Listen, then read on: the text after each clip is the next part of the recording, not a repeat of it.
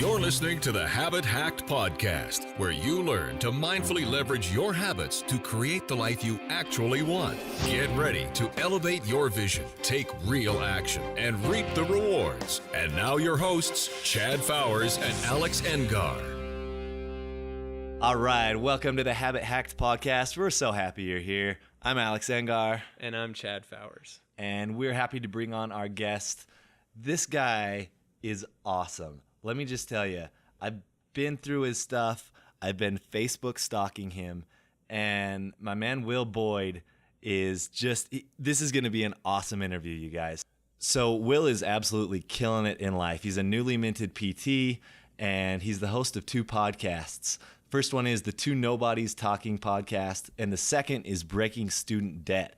This guy is on top of life, you guys. He's really aiming to bridge the gap between healthcare professions in a way that's really digestible for people who aren't even in that world and don't come from a scientific background.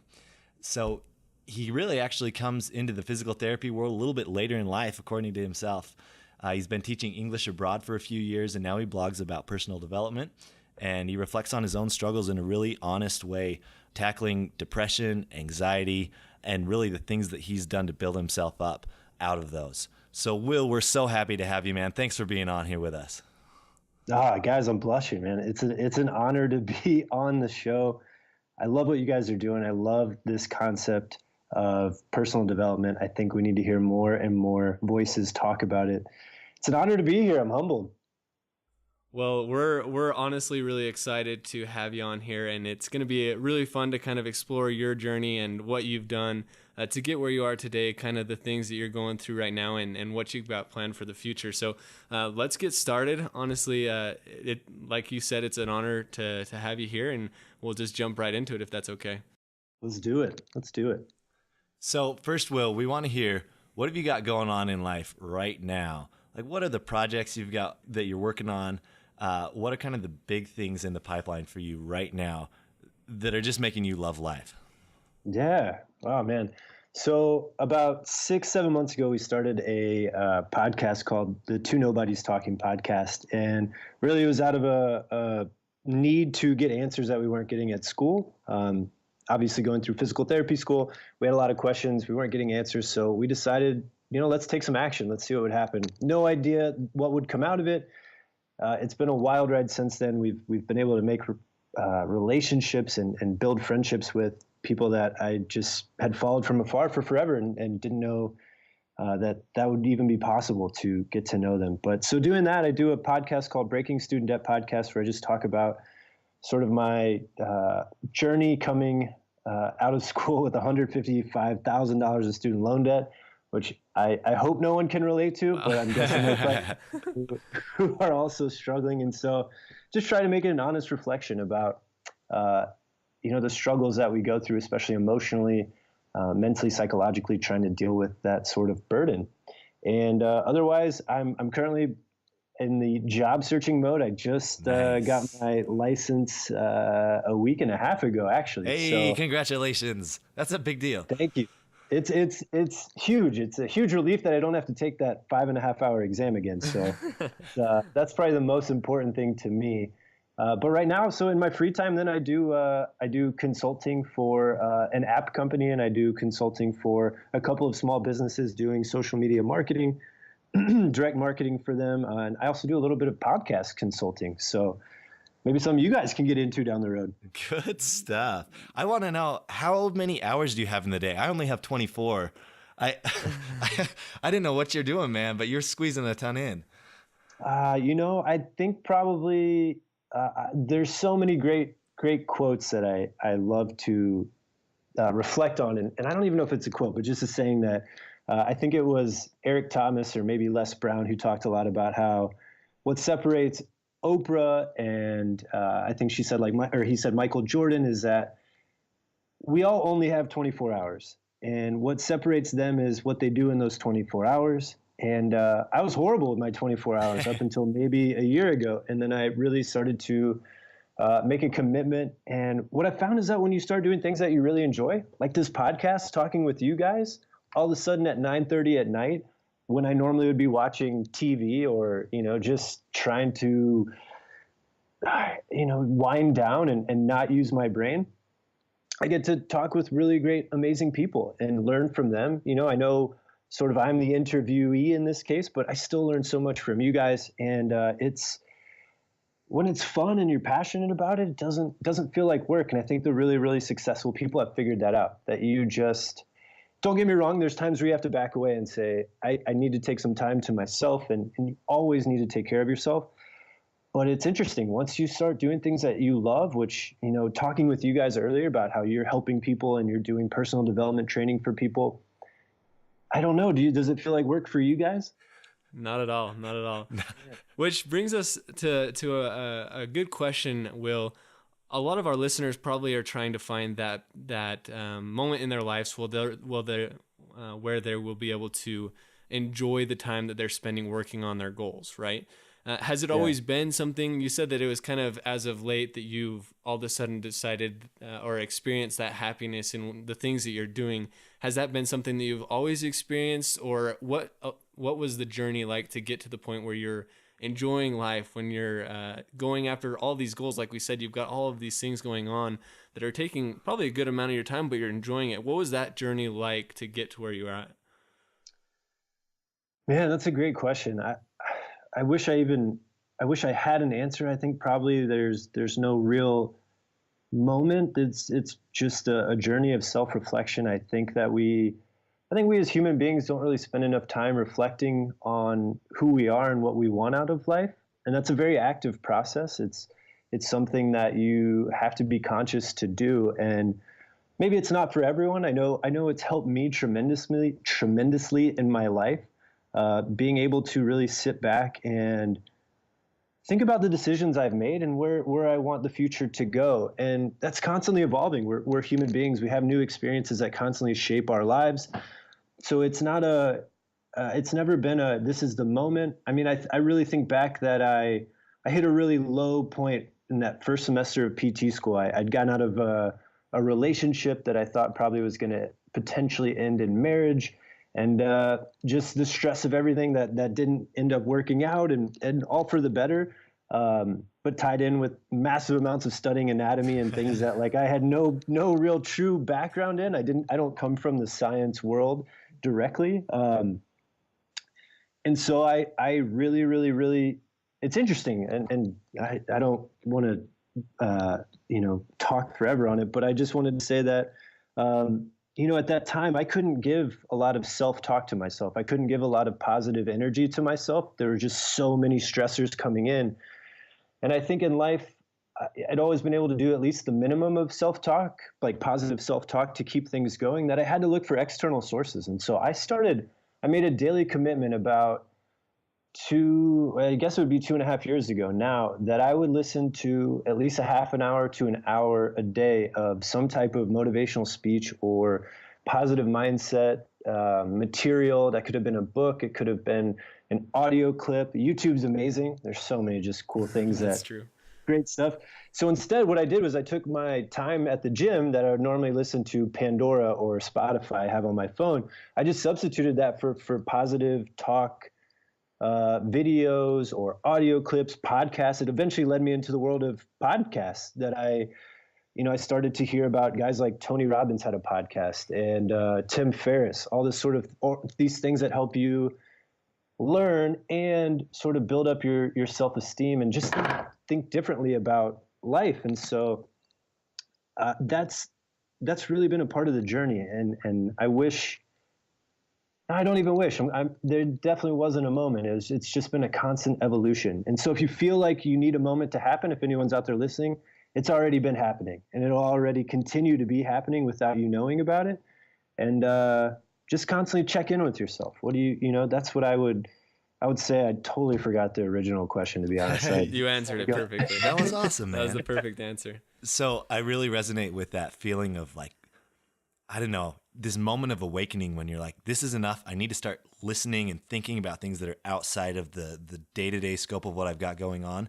I passed through that same thing. Mine happened about 1.5 years ago, where I started listening to podcasts again, started reading books, YouTube like crazy, finding inspiring stuff, right? You mentioned that kind of 1 year ago, you had this shift. What prompted you then from having that initial shift of like, I'm going to start listening to positive stuff. What was the trigger to start taking action, to start having the podcast, to start actually taking actions that changed the course of your life? What was that trigger? Was there one? That's a really good question. I don't know if there was a trigger. I think it really came out of a need to feel significant in a way. And that, I mean, doing a lot of self-reflection, I think I moved a lot as a kid. My dad was in the Army, so I constantly was moving. And the more I've thought about it, the more I've realized I was always afraid of being forgotten because I'd move all the time. So, I mean, up until I was 14, I never lived anywhere longer than 3 years. And so, and moving across the country, sometimes across continents, was an amazing experience. But I also learned really quickly that it sucks to say goodbye to people and not know if you'll ever see them again. And so I really think deep down, and instead of like a trigger, I think there's always been an internal desire to be remembered somehow, because I've grown attached to that feeling of losing people in my life. And I don't know why that is. I think that's why I got into physical therapy or a person-to-person field, to continually have that connection, because I think it really, really dug at me for a long time to feel like I've had so many amazing people in my life that have been dear, dear friends. And then you move and you can't, it's so much harder to maintain those relationships. And so really that's where it came from. So I would do things like, I took acting classes when I was in college. I acted in high school. I mean, playing sports, these sort of things that like help. The more I look back, like, why was I interested in that? Why did I want to do that? I really think it comes from this fear of being forgotten. And so I think the podcast probably stemmed from that. I could easily say it was just, there was this one lecture and I was super upset and angry and I wanted to go talk about something.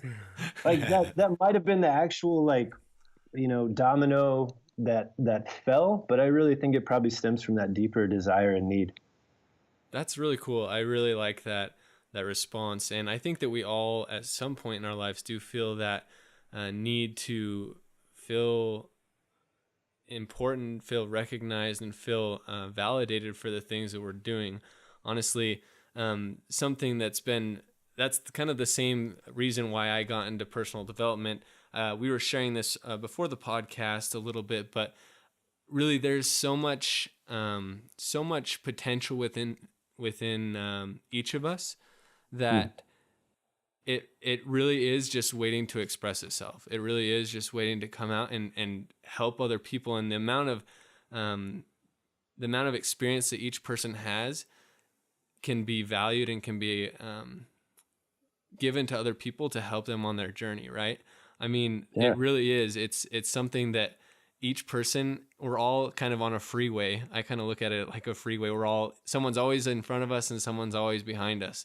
And that experience that we have can be either gained or given, depending on who we're associating ourselves with and what experiences we choose to engage in everyday life. So that's really cool. I really like that. Yeah. It makes me think of both of your comments. Make me think about, like, a lot of times we just don't realize what's inside of us until we actually go out and try something that we've never done before, right?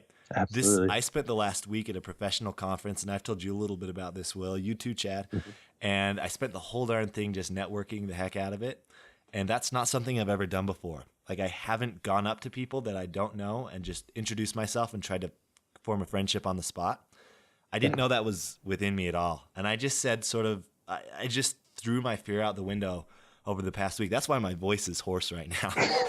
I literally talked myself sick. And formed all of these incredible friendships after 4 days of 16 hours long, just like hitting it hard, meeting people. And I realized coming out of that, like, I have this ability, this skill to be able to do that. I had no clue that was within me until I actually pushed through a little bit of fear and took some action, right? Absolutely. It's the scariest thing in the world. I think it's what keeps a lot of people living unhappy lives is that fear of taking action.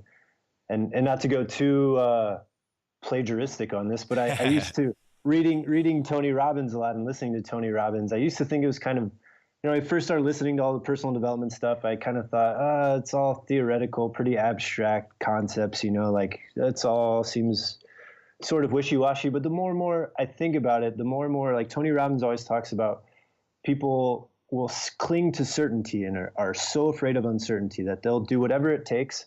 That's why he talks about how people will stay in abusive relationships, because instead of getting out, because you're certain that you know what you're going to get with an abusive relationship. You don't know what you're going to get if you leave it.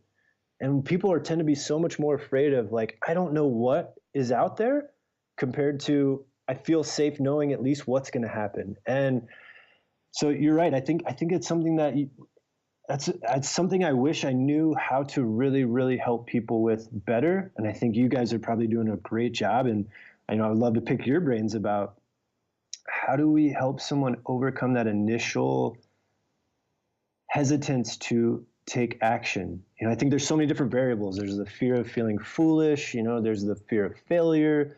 There's a lot of, there's a fear of success. What if I am really good at it and I can't handle being really good at it?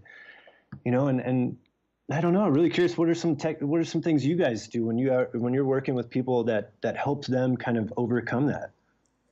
One of the big things that I have found really helpful is by surrounding myself with people that are ahead of me in doing what I want to accomplish, because that really does kind of solidify my my desire to go after my dreams, but it also provides the support that I need to feel in order to be able to know that someone else is doing it, this is how they're doing it, and they're there to support me to get me there. Because I think a lot of that uncertainty comes from I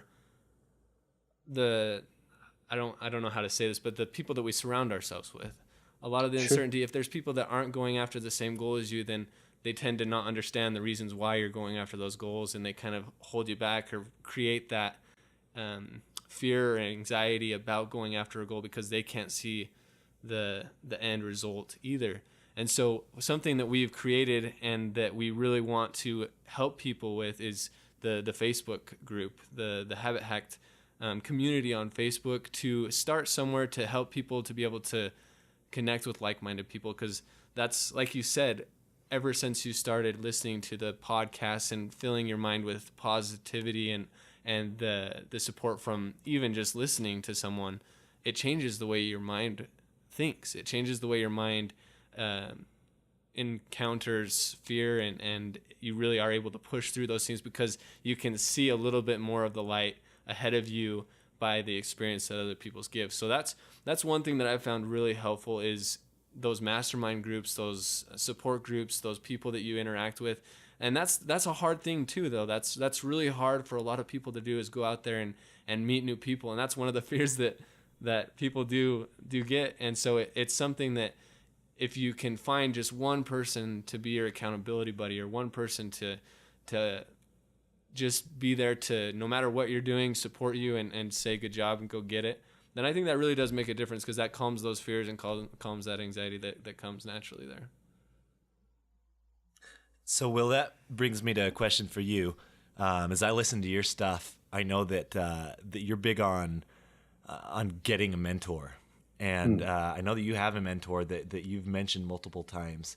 How did you go about finding a mentor? That's something that people starting out, like when you're starting at zero and I should have these other people, how did you find a mentor, and what have the benefits been? So it's kind of funny you bring that up, because I used to ask other people, how do you find a mentor? Right. and the funny thing is, I've come to realize you don't find a mentor. A real mentorship is organic, and it becomes a relationship that's wanted by both sides. So I used to really have to talk with people who would say, people our age who are like, I really want, how'd you get to know this person? I would love to like have a mentorship kind of relationship with them. And I said, well, the first thing is, don't approach it like a mentorship. Like, don't go into it with that's what you want, because it's essentially going into imagine if you went on a first date with someone and you were like, I want you to be my significant other. You know, it's a little bit intimidating. Maybe in like maybe in the 1950s, I was like, oh, that's really great. That's, you know, he's very like, you know, I think he's into me. Today's world, though, that's super, like, you know, we'd all be a little bit like, oh man, you know, we haven't even talked yet, and you're already wanting to like go steady, you know. Also, good use of like 1960s. Yeah. Go steady. There you go. But it's so it's interesting. What I would say is, first thing is become a follower of their work. So let's say, you know, and I'll be open. One of my mentors is Greg Todd. He's a physical therapist down in Tampa Bay, Florida. He's if you're in the physical therapy world and you're on social media, love that man. Love that man. In fact, he's going to be on our show down the road here shortly. Dude, he just skip this episode and go right to Greg Todd. No way. He's an amazing guy. We'll keep listening so you know, so that you guys Habit Hack keeps getting more listenership, of course. But good I would answer, say that yeah, really become a follower. You know, really push their message to other people, and people notice that. People notice that you are a part of their tribe, and that's kind of how it starts. And then you start surrounding yourself with those people, and I think it's easier and easier. It's interesting. It's easier and easier to form a fake relationship, but it's also easier and easier to form a real relationship in today's age. I think we talk a lot about forming fake relationships in social media, and it seems superficial. I found it to be the opposite. It's quite powerful when you really are consistent and you follow the people that you really, really look up to, or you want to admire. So like kind of Chad, how you were talking about surrounding yourself with those people who are doing what you want to do. Start asking them questions, not, hey, will you be my mentor? And don't ask them questions that are always what can, you know, if you think about it in a relationship standpoint, and not just a sort of a romantic relationship, any relationship in life, the more that you just start asking for things, the more pushback you're going to get from someone. The more I start asking you, hey, can you do this for me? Can you do this for me? What can you help me with this? Can you help me with this? Can you do this? Immediately you start to have a little bit of angst, like, oh gosh, they're reaching out to me again. What do they want this time? What do they want? So don't do that. You know, I always recommend just ask questions that are also important to them. And so ask them about things that what they're good at. Like for you guys, you know, if I wanted to connect with you guys, I would say, hey, I love what you guys do. You know, I'm really curious. I'm actually going to be interviewing someone. And I was just kind of curious, do you have any kind of template that you use? Because I really admire how you host your interviews. Well, and that language conveys something very powerful. That language says, hey, I'm not looking to get something from you for my benefit without, you know, sort of giving you something. And what I'm giving you is that positive energy. Right. I love what you do. How do you do that? And most people, if you phrase it like that and you use language like that, I'm a big believer in language and the use of language, especially in a healthcare world. I imagine even in a finance world, language is important of how we communicate with people. That right there gets someone to think, wow, your first thought is that was really kind of them. They said something positive about me and my work. Yeah, and I feel good that I do this. And I don't mean this to sound like manipulative. It has to be genuine, right? You don't want to go. I assume that everyone who's reaching out to these people is genuinely interested in what they're doing. If you're not, stop, go find someone else that you are interested in. So I would say finding a mentor is not a streamlined process. It's definitely not, hey, will you be my mentor? You know, hey, will you be my friend? How do you make any friendship? You never just like, hey man, hey Alex, hey Chad, you guys want to be my friend? Yeah. Like you'd be like, this guy's kind of weird. I don't want to be his friend. So think about how you act in normal life, and finding a mentor. And now with social media, the same rules apply. You know, be kind, be courteous, be supportive, encourage them. They're a human being as well. I love that. Just because they're 20 years older than you, 30 years older than you, have 10 years more experience than you, they're still human beings. Treat them as human beings. Treat them as, you know, any other friend that you want to encourage, support. And I think people know that. Sorry, that gets me passionate. I love it. I love can tell, the passion. Man. Thank I you. love it. Thank you for that. And I feel like after my experiences over the last week, I want to have an episode unto itself on how to approach people and help them feel valued, because that was awesome. So thank you for that. In our final minutes, we want to do our customary kind of look into what you've got going as far as goals. And we've given you the goals sheet that we use at Habit Hacked. that people can get at habithacked.com/goals. And you filled this out for us in a very thorough way. And we want to walk through what's your big goal right now that you're working on those steps. Yeah, so I think I wrote to you guys. I just pulled it up here to make sure, so I didn't backtrack on it. No, but you're good. my goal, so I knew my goal is essentially to become financially free, and I think I made it a little asterisk set. Like financially free for me means choosing to work and not needing to actively work in order to live a lifestyle that I want. And so I constantly tell people, and I talked about it on my podcast episode today, is that it's not about making lots of money necessarily. It's about creating enough income that I can do this. If I wanted to have an interview with you guys at 2 p.m. in the afternoon, because that's when you guys were available, that I'd be able to do that. That I wouldn't have to worry about, I can't, guys, I have to go do something that will help me pay my bills.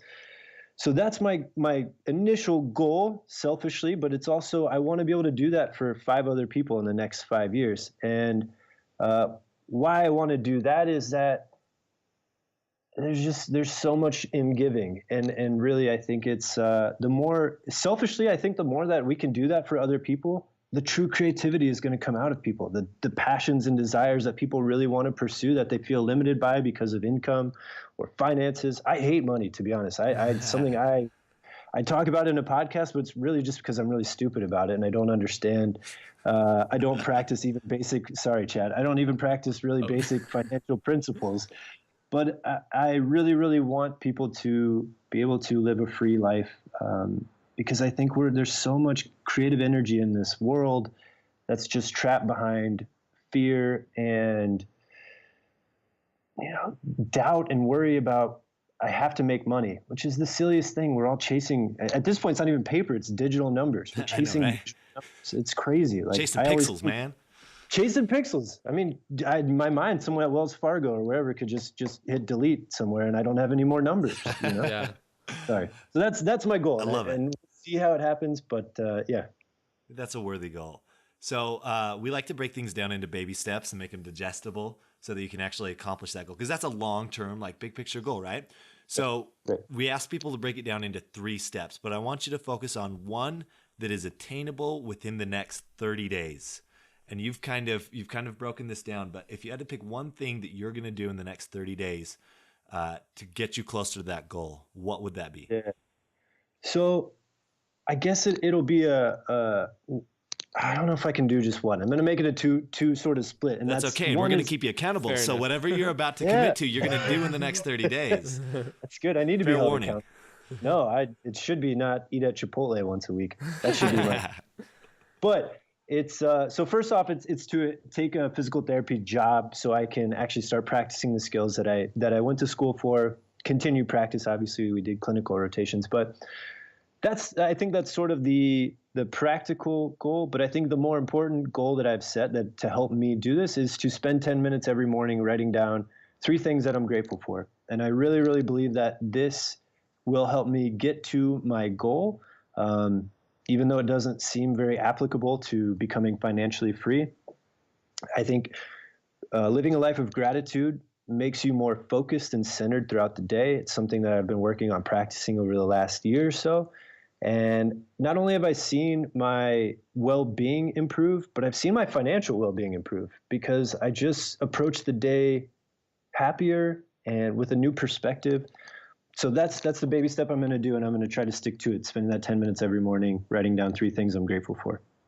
That is really cool. I really like that. And that goes in line with all of the things that I've been learning over the last 2 years as far as the personal development world, because really the relationships that we have with other people and the way that we feel about ourselves directly correlates to the amount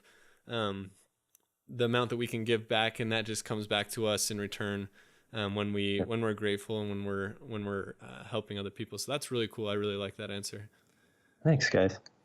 All right. So the next question is, when are you actually going to work on this? Like throughout the week, when will you devote time to the 10 minutes and to seeking and accepting a job? So I'm going to be working on it every day. Yeah. The goal is to do it every single day because I really believe that daily habits are the ones that stick the most. So I'm gonna go ahead and say, usually when I do it now, it's right after breakfast. So that's what I'll do that right after breakfast. The finding a job, I think it's probably coming pretty soon. So I don't know that I'm going to have a daily goal on that. I'm going to keep putting out applications. So that's how we'll make it practical in that I'm going to continue to put out applications every day. Thank you, Indeed.com and Monster.com. You guys want to sponsor? Free plugs. Yeah, let's do that. Yeah, you guys got to help you out. You got to try to figure out how to get you guys, passive income here through this wonderful podcast. But that's going to be the practical step I'll take. I love it. And so we always know that when we set a goal and we are committed to that goal, that things are going to come up and we're going to have obstacles in our way. What barriers or what obstacles do you foresee coming up in regards to the goals that you've mentioned here? Yeah, I sent you guys complacency, fear of success, and ego. I think fear of success definitely plays a role, but I think for me, the biggest is going to be ego. And that sounds probably weird in that, not ego in the sense that like, oh, I think I'm great, but ego in the sense of being realistic about time and being patient with life. And that, a lot of these things, becoming financially free for the majority of us is not a, 3-week process, right? Otherwise we'd all be pretty financially free. So it's checking the ego in the sense that don't compromise your own values just for the end goal of becoming financially free. That if it takes an extra X amount of years, but still living true to my principles of giving, caring about others, putting people first, I think that's where will be the biggest barrier. I feel confident that I'll be able to do that, but I think all of us, as you hit points in life where you face these moments of you could really take a leap in one direction, but you might have to compromise something, that it's easy to just see what you could attain and not think about what you'd be sacrificing. And so for me, that's definitely something that I'm going to try to keep an eye on as I move forward. I love that. So the last thing is, now that you've really clearly outlined what those barriers are going to be, what's your plan to overcome them? Kind of like what you guys have talked about, a lot of being surrounded by really good people, having a support system that I can bounce ideas off of. So if you're going to have Greg Todd on, for example, he has a course, Smart Success PT, which I'm currently enrolled in right now. And it's not to just give a plug to Greg, but he's amazing and I believe in it. And I believe in what he's doing, the community that he's building. So to be honest, like when I have consulting opportunities, I will put it to that group, and say, guys, what do you think? Is this a good idea? Here's what I'm thinking. Here's my reservations. And it's a community that I really trust and look up to. And I know that their feedback comes from a place of caring. And so if someone is like, that doesn't sound like a good idea, rather than being defensive, I have to stop and think, okay, maybe this isn't aligning with my values. And I had a situation in the last week, actually, that I had to really, really step back from because there was something to be attained and it seemed really attractive. And then talking with my support group and group of people who I trust, they pinpointed very quickly, that doesn't seem like it aligns with your values and what you want. And so having that, without that, I might have gone another month, 2 months, 3 months into this project, and who knows what would have happened. But because of that, I was able to make a decision quickly and say, you're right, guys, that doesn't align with my values. I think I need to leave that. So that's the biggest thing. I love it. I love the support groups and surrounding yourself with people that are going to hold you accountable and keep you in the right direction. I think that a big thing that a lot of people have, a big struggle going into big goals, is losing sight of where you're really trying to end up, because you get so into the daily actions and the grind of every day that sometimes you see opportunities just on the whim and you forget exactly where your ship's going, where you're sailing to. So I really like that. That's really cool. The last thing that we want to discuss is we really feel that it is valuable to have an accountability partner or buddy to hold you accountable and to help you to be successful. Who will that accountability buddy be?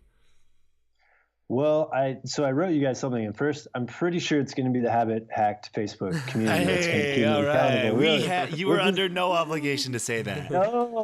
No, I really mean it. I think it's such a great idea. I think, coming from coming from the physical therapy world, we are lucky if we get like 25 to 30% compliance of people doing their exercises at home.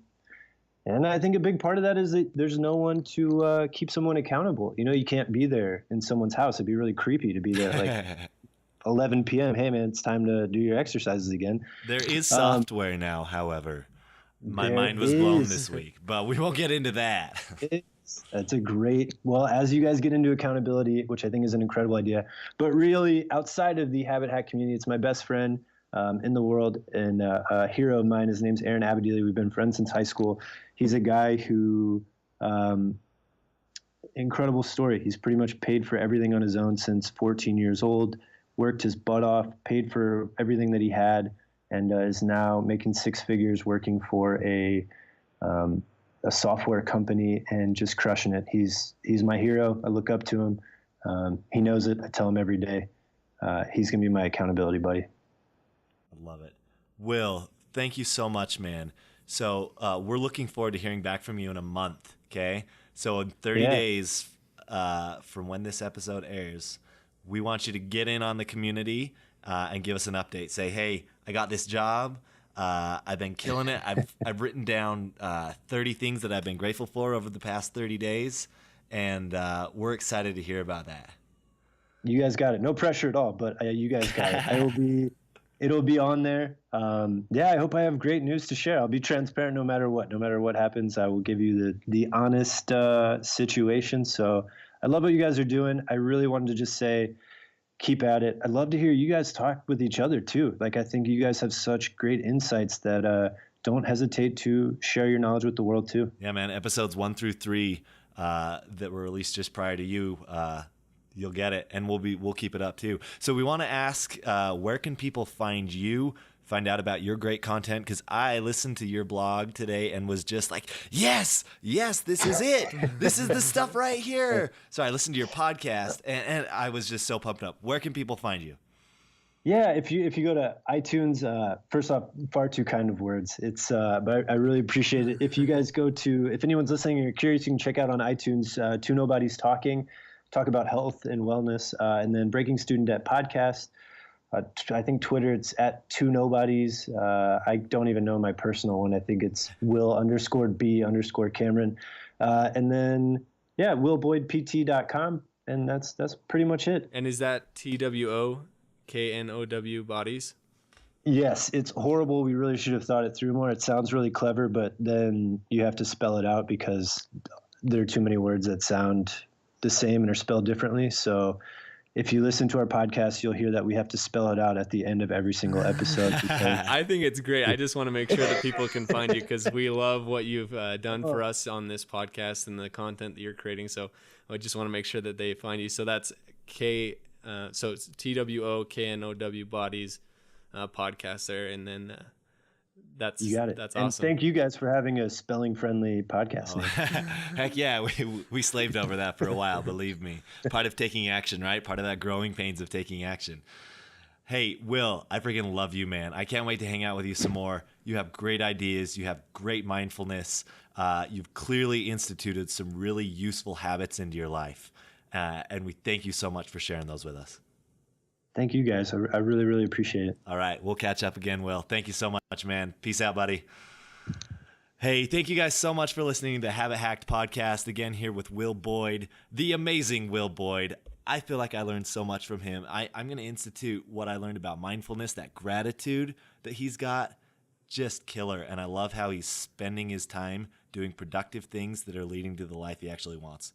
He really is on the verge of finding the jobs and really achieving the greatness because he's taken action. And that's what we want you to do. We want you to take action, find those habits that are working for you to be successful and really living the life that you want to live. Heck yeah. Join us in the Facebook community, habithacked.com. And we're excited to see you there. Catch Will in the community. He'll be letting you know how he's doing with things. And we will catch you next time on the Habit Hacked podcast. Thanks for listening to the Habit Hacked podcast. Now stop sitting there and go leverage the last half hour of your life by taking action. Show up in the community online and tell us what stood out from the episode and what you'll do as a result. Now, go get it.